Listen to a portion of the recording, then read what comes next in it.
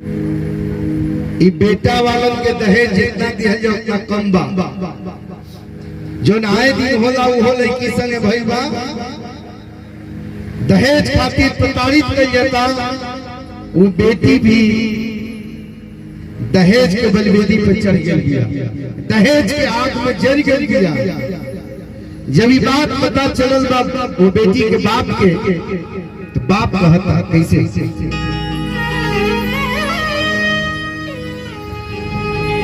परछती जे लागी हथियारी बेटी रखती तो के कुआर, पर भोले जमाना दे पारी बेटी रखती तो के कुआर, भोले जमाना दे पारी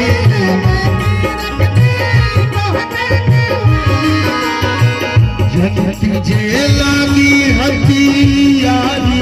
बेटी रखती तो के कुआर, जनती जे लागी हथियारी बेटी रखती तो के कुआर, भोले जमाना दे पारी बेटी रखती तो के कुआर, भोले जमाना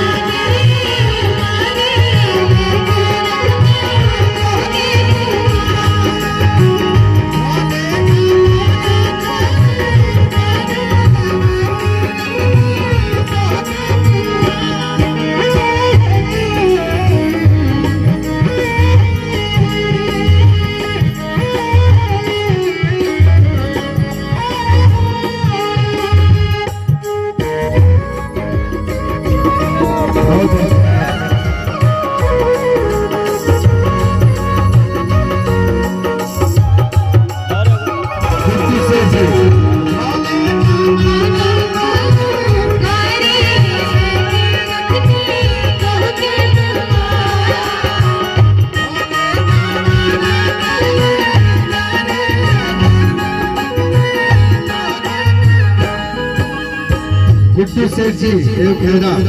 सैकड़ों रुपए का पुरस्कार स्वागत अभिनंदन।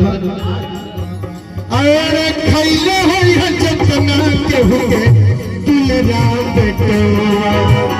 अपना खियले हो खबो दूध भात करवा,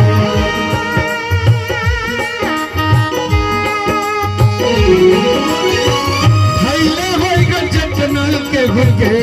दुलरा बेटवा,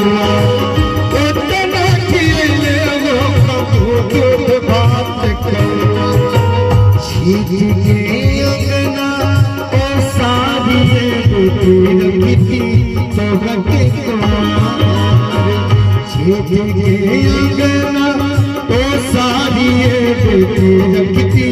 तो के कुआर, भोले जमाना दे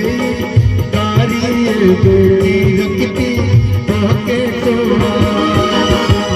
भोले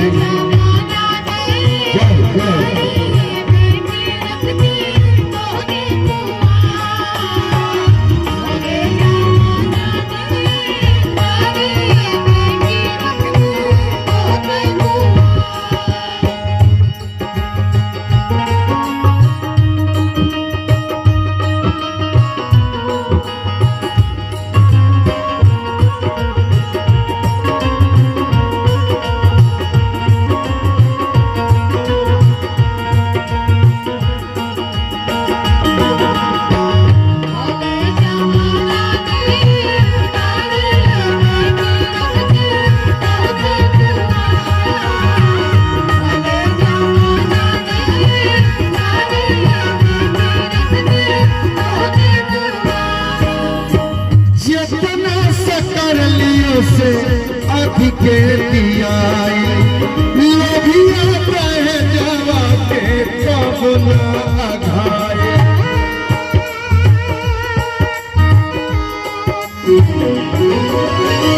हमरा याद बाटे कि रहे